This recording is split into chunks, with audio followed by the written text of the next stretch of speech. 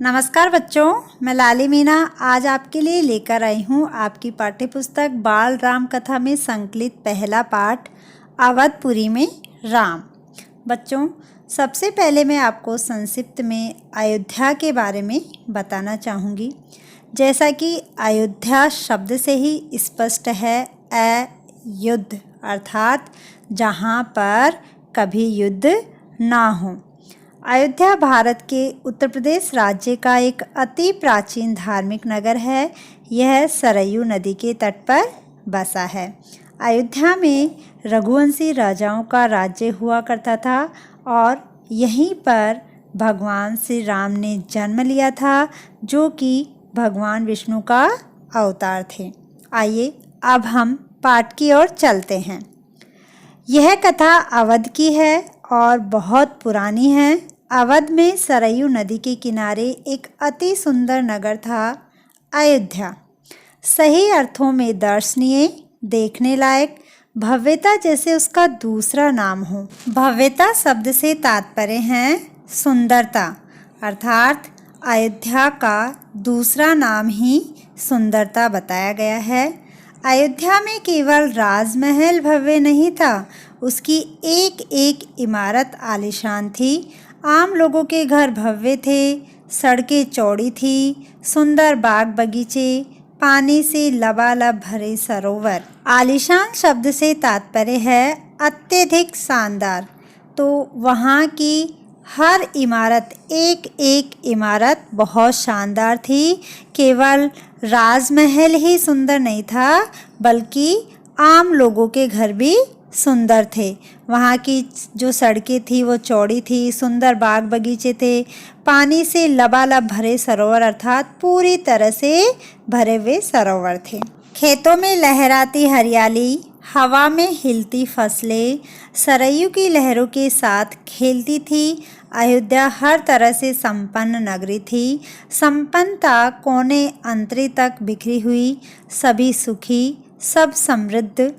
दुख और विपन्नता को अयोध्या का पता नहीं मालूम था या उन्हें नगर की सीमा में प्रवेश की अनुमति नहीं थी। पूरा नगर विलक्षण था, अद्भुत और मनोरम। इन सभी पंक्तियों में अयोध्या के सौंदर्य का वर्णन किया गया है और अयोध्या के लिए बताया गया है कि वहाँ पर सब लोग सुखी थे, समृद्ध थे, संपन्न थे। वहाँ पर दुख और गरीबी का नामो निशान नहीं था, अर्थात उनको उस अयोध्या नगरी का पता नहीं था। किसको अयोध्या नगरी का पता मालूम नहीं था? दुख और विपन्नता को। विपन्नता अर्थात गरीबी, अर्थात दुख और गरीबी को अयोध्या नगरी का पता मालूम नहीं था या फिर उन्हें उस नगरी में प्रवेश करने की अनुमति नहीं थी। पूरा नगर विलक्षण, विलक्षण अर्थात अद्वितीय, जिसका जैसा दूसरा ना हो, अद्वितीय था।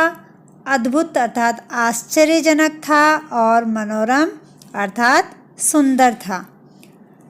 उसे ऐसा होना ही था। वह कौशल राज्य की राजधानी था। राजा दशरथ वहीं रहते थे। उनके राज में दुख का भला क्या काम। राजा दशरथ कुशल योद्धा और न्यायप्रिय शासक थे। महाराज अज के पुत्र, महाराज रघु के वंशज, रघुकुल के उत्तराधिकारी। रघुकुल की रीति नीति का प्रभाव हर जगह दिखाई देता था, सुख समृद्धि से लेकर बात व्यवहार तक। तो बच्चों, सबसे पहले हम राजा दशरथ के बारे में जान लेते हैं कि राजा दशरथ कौन थे। राजा दशरथ रामायण के अनुसार अयोध्या के रघुवंशी राजा थे और जो भगवान श्री राम थे उनके पिता थे। राजा दशरथ एक आदर्श महाराजा, अपने पुत्रों को अत्यधिक प्रेम करने वाले पिता और अपने वचनों के प्रति पूर्ण समर्पित व्यक्ति के रूप में दर्शाया गया है। राजा दशरथ को एक कुशल योद्धा एवं न्यायप्रिय शासक बताया गया है। वे महाराज रघु के वंशज थे, रघुकुल के उत्तराधिकारी थे और जो रघुकुल की रीति नीति थी उसका प्रभाव हर जगह दिखाई देता था। रघुकुल की रीति नीति के बारे में आज भी एक कहावत प्रचलित है कि रघुकुल की रीत सदा चली आई, प्राण जाए पर वचन न जाए। अर्थात वे अपने वचनों का पालन अपने प्राण देकर भी करते थे। लोग मर्यादाओं का पालन करते थे, सदाचारी थे, पवित्रता और शांति हर जगह थी, नगर में भी और लोगों के मन में भी। अर्थात वहाँ पर सभी लोग शांतिपूर्वक रहते थे। राजा दशरथ यशस्वी थे, उन्हें किसी चीज़ की कमी नहीं थी। राज सुख था, कमी होने का प्रश्न ही नहीं था, लेकिन उन्हें एक दुख था, छोटा सा दुख, मन के एक कोने में छिपा हुआ। वह रह रहकर उभर आता था, उन्हें सालता रहता था अर्थात उन्हें दुखी करता रहता था। वे उस दुख को सोच सोच कर दुखी होते रहते थे। वह दुख था वो कौन सा था कि उनके कोई संतान नहीं थी। आयु लगातार बढ़ती जा रही थी। उनकी 3 रानियां थी, कौशल्या, सुमित्रा और कैकेयी। रानियों के मन में भी बस यही एक दुख था, संतान की कमी। जीवन सूना सूना लगता था, सूना सूना अर्थात खाली खाली सा लगता था। राजा दशरथ से रानियों की बातचीत प्राय इसी विषय पर आकर रुक जाती थी। राजा दशरथ की चिंता बढ़ती जा रही थी। राजा दशरथ को कौन सी चिंता थी कि उनके कोई संतान नहीं थी और वे इस बात से चिंतित थे। बहुत सोच विचार कर महाराज दशरथ ने इस संबंध में वशिष्ठ मुनि से चर्चा की। उन्हें पूरी बात विस्तार से बताई। रघुकुल के अगले उत्तराधिकारी के बारे में अपनी चिंता बताई। मुनि वशिष्ठ राजा दशरथ की चिंता समझते थे। उन्होंने दशरथ को यज्ञ करने की सलाह दी। तो सबसे पहले हम यहाँ पर वशिष्ठ मुनि के बारे में जान लेते हैं।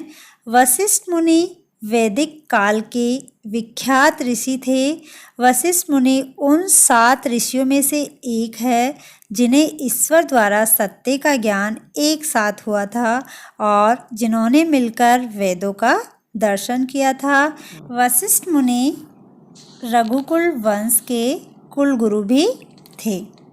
तो जो राजा दशरथ थे वे इस विषय में वशिष्ठ मुनि से चर्चा करते हैं, बात करते हैं। तो जो वशिष्ठ मुनि थे उन्हें एक यज्ञ करने की सलाह देते हैं। कौन सा यज्ञ? पुत्रेष्टि यज्ञ। महर्षि ने कहा, आप पुत्रेष्टि यज्ञ करें महाराज, आपकी इच्छा अवश्य पूरी होगी। यज्ञ महान तपस्वी ऋष्यशृंग की देखरेख में हुआ। पूरा नगर उसकी तैयारी में लगा हुआ था। यज्ञशाला सरयू नदी के किनारे बनाई गई। यज्ञ में अनेक राजाओं को निमंत्रित किया गया। तमाम ऋषि मुनि पधारे। शंख ध्वनि और मंत्रोच्चार के बीच एक एक कर सबने आहुति डाली। अंतिम आहुति राजा दशरथ की थी। तो बच्चों, कौन से तपस्वी थे जिनकी देखरेख में पुत्रेष्टि यज्ञ संपन्न हुआ था? वे तपस्वी थे ऋष्यशृंग। यज्ञ पूरा हुआ। अग्नि के देवता ने महाराज दशरथ को आशीर्वाद दिया। कुछ समय बाद दशरथ की इच्छा पूरी हुई। तीनों रानियां पुत्रवती हुई। महारानी कौशल्या ने राम को जन्म दिया चैत्र माह की नवमी के दिन। रानी सुमित्रा के 2 पुत्र हुए, लक्ष्मण और शत्रुघ्न, और रानी कैकेयी के पुत्र का नाम भरत रखा गया। तो बच्चों, श्री राम की माता का नाम क्या था? श्री राम की माता का नाम कौशल्या था और श्री राम का जन्म चैत्र माह की नवमी के दिन हुआ था। राजमहल में खुशी छा गई। नगर में बधाइयाँ बजने लगी, मंगल गीत गाए गए, हर ओर खुशी, उत्सव जैसा दृश्य। राजा दशरथ प्रसन्न थे, उनकी मनोकामना पूरी हुई। प्रजा प्रसन्न थी कि दशरथ की चिंता दूर हुई। अब राजा दशरथ जो थे वो क्यों खुश थे? क्योंकि उनको जो दुख था वह दुख उनका अब दूर हो चुका था। उनको अपनी जो मनोकामना थी वो पूरी हो चुकी थी। नगर में बड़ा समारोह आयोजित किया गया धूमधाम से। आयोजन में दूर दूर से लोग आए। राजा दशरथ ने सबको पूरा सम्मान दिया, उन्हें कपड़े, अनाज और धन देकर विदा किया। अब जो श्री राम, लक्ष्मण, भरत और शत्रुघ्न के जन्म पर पूरे नगर में खुशियां मनाई गई और बहुत बड़ा समारोह वहां पर आयोजित किया गया, जहां पर बहुत सारे लोग आए थे और उनका पूरा सम्मान के साथ में उनको विदा किया गया। चारों राजकुमार धीरे धीरे बड़े हुए। चारों राजकुमार कौन? श्री राम, लक्ष्मण, भरत और शत्रुघ्न। वे बहुत सुंदर थे, सुदर्शन। साथ खेलने निकलते तो लोग उन्हें देखते रह जाते, आंखें उनसे हटती ही नहीं थी। चारों भाइयों में आपस में बहुत प्रेम था। वे अपने बड़े भाई राम की आज्ञा मानते थे। खेल कूद में लक्ष्मण प्राय राम के साथ रहते।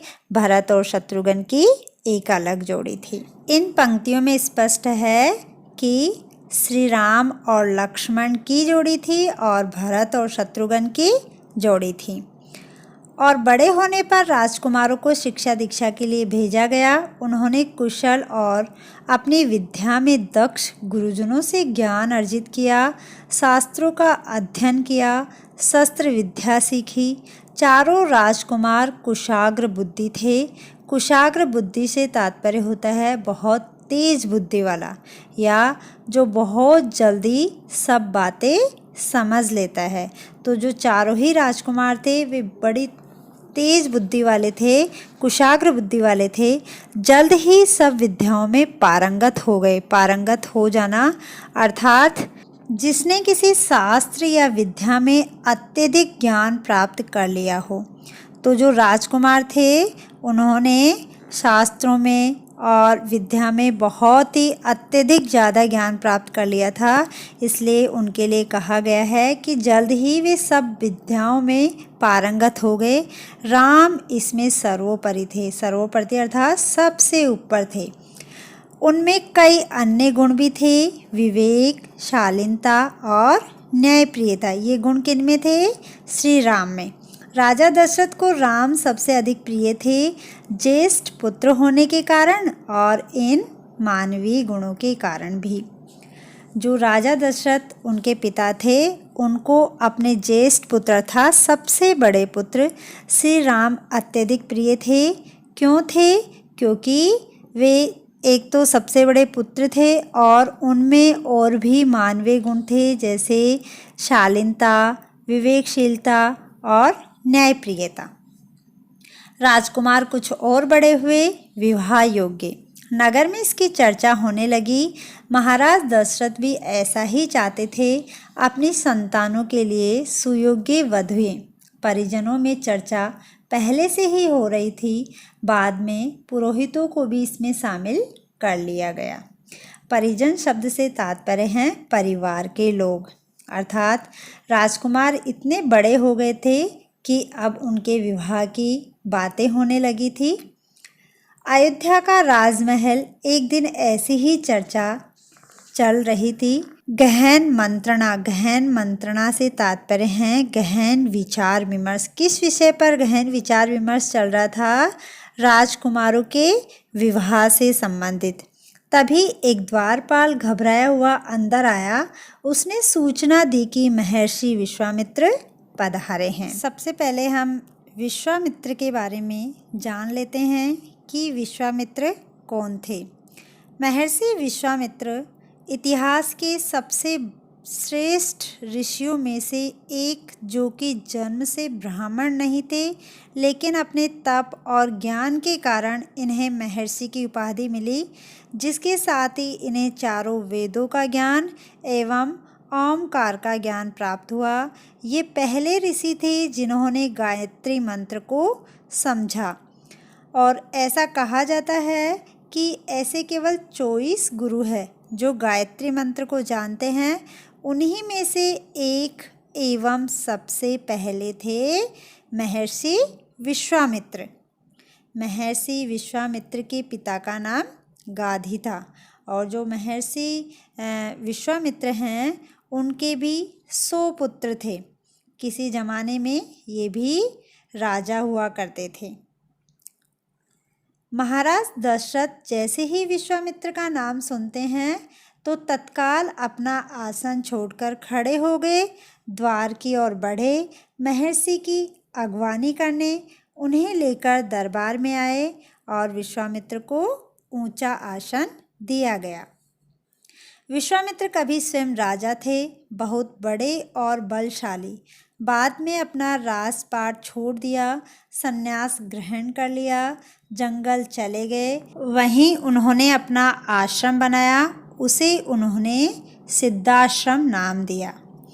जो विश्वामित्र ने अपना जंगल में आश्रम बनाया था उसको क्या नाम दिया था?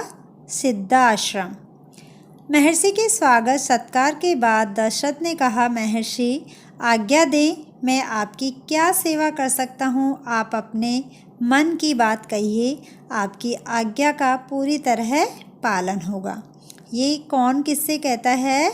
ये राजा दशरथ महर्षि विश्वामित्र से कहते हैं।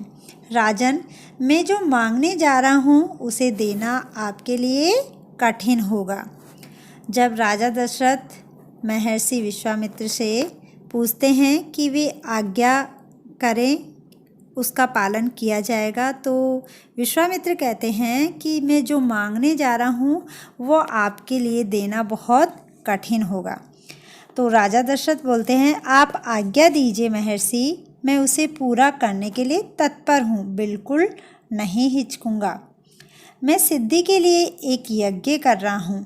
अनुष्ठान लगभग पूरा हो गया है, लेकिन 2 राक्षस उसमें बाधा डाल रहे हैं। मैं जानता हूँ कि उन राक्षसों को केवल एक ही व्यक्ति मार सकता है, वह राम है। आप अपने ज्येष्ठ पुत्र को मुझे दे दे ताकि यज्ञ पूरा हो, विश्वामित्र ने कहा। विश्वामित्र राजा दशरथ से उनका सबसे बड़ा पुत्र श्री राम को मांगते हैं कि आप इसे मुझे दे दीजिए ताकि मैं मेरा जो अनुष्ठान कर रहा हूँ उसको पूर्ण कर सकूँ, क्योंकि अनुष्ठान को पूरा होने में कौन विघ्न डाल रहे हैं? राक्षस। दशरथ पर जैसे बिजली गिर पड़ी, वह अचकचा गए। उन्हें उम्मीद ही नहीं थी कि मुनिवर उनसे राम को मांग लेंगे। उनके ज्येष्ठ पुत्र, उनके सबसे प्रिय दशरथ चिंता में पड़ गए। क्यों पड़ गए राजा दशरथ चिंता में? क्योंकि विश्वामित्र ने उनसे श्री राम को मांग लिया था और उनकी हालत ऐसी हो गई। बिजली गिर पड़ना एक मुहावरा है जिसका अर्थ होता है घोर समस्या का आना। ये बात सुनते ही विश्वामित्र को ऐसा लगा जैसे उनके ऊपर बहुत बड़ी विपदा आ गई हो, बहुत बड़ी समस्या आ गई हो। उन्हें इस बात की उम्मीद नहीं थी कि विश्वामित्र उनसे श्री राम को ही मांग लेंगे। विश्वामित्र दशरथ की दुविधा समझ रहे थे। उन्होंने कहा, मैं राम को केवल कुछ दिनों के लिए मांग रहा हूँ, यज्ञ 10 दिन में संपन्न हो जाएगा। महाराज दशरथ दुखी हो गए, पुत्र वियोग की आशंका से कांप उठे। दरबार में सन्नाटा छा गया। दशरथ की दशा देखकर मंत्री चिंतित थे पर चुप थे। महर्षि वशिष्ठ शांत थे। इतने में दशरथ कांपकर बेहोश हो गए और होश आया तो डर ने उन्हें फिर जकड़ लिया। मूर्छित होकर दोबारा गिर पड़े, संज्ञा सुनने पड़े रहे। राजा दशरथ को अपने ज्येष्ठ पुत्र अर्थात श्री राम से अत्यधिक लगाव था। वे उनसे बिल्कुल भी अलग नहीं रहना चाहते थे। इसलिए जब विश्वामित्र ने उनसे कहा कि वो श्री राम को ले जाने के लिए आए हैं, तो इस पुत्र वियोग की आशंका से जो राजा दशरथ थे वे बेहोश हो गए और मूर्छित होकर गिर पड़े। संज्ञा सुनने शब्द से तात्पर्य है कि ऐसा महसूस होना जैसे कि उनमें जान ही ना हो। महर्षि विश्वामित्र का क्रोध बढ़ता जा रहा था। दरबार सशंकित था। किसी अनिष्ट की आशंका से वे कुछ समझ नहीं पा रहे थे। महर्षि और महाराज के बीच संवाद में कुछ बोलना उचित भी नहीं था। मुनि वशिष्ठ चुपचाप आकर महाराज दशरथ के पास खड़े हो गए। सशंकित शब्द से तात्पर्य है किसी आशंका के कारण डरा हुआ या भयभीत होना। कौन सी आशंका के कारण? कि किसी अनिष्ट, अनिष्ट शब्द से तात्पर्य है अशुभ या बुरा। तो जो वहाँ पर दरबार में जो लोग थे वे लोग किस बात से भयभीत थे? किसी अशुभ या बुरा होने की आशंका से। आशंका शब्द से तात्पर्य है संदेह। थोड़ी देर बाद दशरथ उठे। स्वयं को संभालते हुए उन्होंने महर्षि से विनती की, महामुनि, मेरा राम तो अभी 16 वर्ष का भी नहीं हुआ है। वह राक्षसों से कैसे लड़ेगा? राक्षस मायावी है। वह उनका छल कपट कैसे समझेगा? वह उन्हें कैसे मारेगा? इससे अच्छा तो यही होगा कि आप मेरी सेना ले जाएं, मैं स्वयं आपके साथ चलूं और राक्षसों से युद्ध करूं। जब राजा दशरथ को होश आता है तो वे विश्वामित्र से कहते हैं कि अभी मेरा राम तो बहुत छोटा है, उसकी उम्र केवल 16 वर्ष की है और राक्षस तो मायावी होते हैं, वह उनसे युद्ध नहीं लड़ सकता है। आप मेरी सेना ले जाइए और मैं खुद आपके साथ चलता हूँ और राक्षसों से युद्ध करूँगा। महर्षि विश्वामित्र ने कोई प्रतिक्रिया व्यक्त नहीं की। क्रोधित थे पर उसे व्यक्त नहीं कर रहे थे। उन्हें अपने यज्ञ के नियम याद थे। क्रोध करने से यज्ञ खंडित हो जाता, अनुष्ठान अधूरा रह जाता। इसलिए जो विश्वामित्र थे उनको क्रोध तो आ रहा था लेकिन वे उसे व्यक्त नहीं कर रहे थे। मैं राम के बिना नहीं रह सकता महामुनि, एक पल भी नहीं। आप राम को छोड़कर जो चाहे मांग ले, उसे मत ले जाइए। मैं राम को नहीं दूंगा, बिल्कुल नहीं। वह मेरी बुढ़ापे की संतान है, मैं उससे बहुत प्रेम करता हूँ। ये वाक्य किसने किससे कहा? राजा दशरथ ने विश्वामित्र से कहे। महर्षि का क्रोध भभक उठा। जब राजा दशरथ श्री राम को विश्वामित्र के साथ भेजने से मना कर देते हैं तो महर्षि अत्यधिक क्रोध से भभक उठते, अर्थात उनका जो क्रोध था वह और बढ़ जाता है। दरबार, मंत्रीगण और ऋषि मुनि सकते में आ गए। सकते में आना अर्थात घबराना, डरना, चिंतित होना या अत्यधिक भयभीत होना। अर्थात जो वहाँ पर दरबार में मंत्रीगण और ऋषि मुनि थे वे अत्यधिक भयभीत हो गए। आप रघुकुल की रीति तोड़ रहे हैं राजन, वचन देकर पीछे हट रहे हैं। यह बर्ताव कुल के विनाश का सूचक है। आप जानते हैं कि मैं स्वयं दुष्ट राक्षसों का संहार कर सकता था, लेकिन मैंने संन्यास ले लिया है।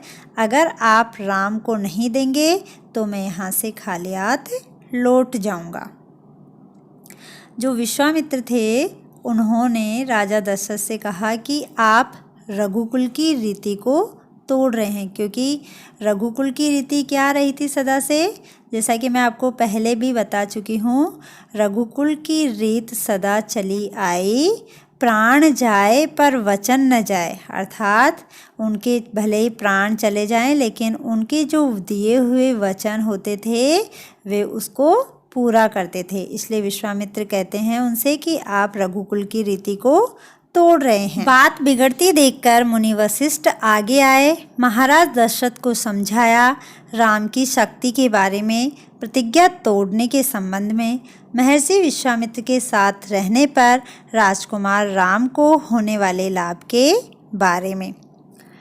जो महर्षि वशिष्ठ इतनी देर से चुपचाप सब कुछ सुन रहे थे, ये सब देखकर जब बात बहुत ज़्यादा बिगड़ गई तो वे राजा दशरथ के पास आते हैं और उनको समझाते हैं, श्री राम की शक्तियों के बारे में बताते हैं और जो वो प्रतिज्ञा तोड़ रहे थे उसके बारे में भी उनको समझाते हैं और वो उनको ये भी बताते हैं कि अगर श्री राम महर्षि विश्वामित्र के साथ में रहेंगे तो वे उनसे और भी कई विद्याएं सीख पाएंगे। राजन, आपको अपना वचन पूरा करना चाहिए। रघुकुल की रीति यही है। प्राण देकर भी आपके पूर्वजों ने वचन निभाया है। आप राम की चिंता न करें। महर्षि के होते उनका कोई कुछ नहीं बिगाड़ सकता। ये कौन किससे कहता है? जो महर्षि वशिष्ठ थे वे राजा दशरथ से ये सब बातें कहते हैं। महाराज दशरथ की चिंता कुछ कम हुई, पर मन अब भी खिन्नता अर्थात दुखी था। पुत्र विछोह का दुख सभी तर्कों पर भारी पड़ रहा था। अर्थात राजा दशरथ श्री राम को अपने से दूर नहीं करना चाहते थे। गुरु वशिष्ठ ने कहा, महाराज, महर्षि विश्वामित्र सिद्ध पुरुष है, तपस्वी है, अनेक गुप्त विद्याओं के जानकार है। वह कुछ सोचकर ही यहाँ आए हैं। राम उनसे अनेक नई विद्याएं सीख सकेंगे। आप राम को महर्षि विश्वामित्र के साथ जाने दें, राम को उन्हें सौंप दें। जो महर्षि वशिष्ठ थे, गुरु वशिष्ठ थे, उन्होंने राजा दशरथ से कहा कि विश्वामित्र सिद्ध पुरुष है, तपस्वी है और वे कई गुप्त विद्याओं के भी जानकार है। तो जो श्री राम हैं, आप उनको उनके साथ जाने दीजिए, क्योंकि वे उनसे और कुछ नई विद्याएं भी सीख सकेंगे। दशरथ ने मुनि वशिष्ठ की बात दुखी मन से स्वीकार कर ली, लेकिन वह राम को अकेले नहीं भेजना चाहते थे। उन्होंने विश्वामित्र से आग्रह किया, कहा कि वे राम के साथ उनके छोटे भाई लक्ष्मण को भी ले जाएं। महर्षि विश्वामित्र ने महाराज दशरथ का यह आग्रह स्वीकार कर लिया। जब महर्षि वशिष्ठ राजा दशरथ को समझाते हैं तो वे दुखी मन से उनकी बात को स्वीकार कर लेते हैं और वे विश्वामित्र से आग्रह करते अर्थात अनुरोध करते हैं कि वे श्री राम के साथ में लक्ष्मण को भी साथ में लेकर के जाए। तो विश्वामित्र जो थे महाराज दशरथ की इस आग्रह को स्वीकार कर लेते हैं। राम और लक्ष्मण को तत्काल दरबार में बुलाया गया। महाराज दशरथ ने उन्हें अपने निर्णय की सूचना दी। दोनों भाइयों ने उसे सहर्ष स्वीकार कर लिया, सिर झुकाकर आदर सहित। कौन से निर्णय की सूचना दी? कि उनको विश्वामित्र के साथ में जाना है, दोनों भाइयों को, श्री राम और लक्ष्मण को। इसकी सूचना माता कौशल्या को दी गई। बताया गया कि राम और लक्ष्मण वन जा रहे हैं महर्षि विश्वामित्र के साथ। नितांत गंभीर माहौल में स्वस्ति वचन हुआ, शंख ध्वनि हुई, नगाड़े बजे। महाराज दशरथ ने भावुक होकर दोनों पुत्रों का मस्तक चूमकर उन्हें महर्षि को सौंप दिया।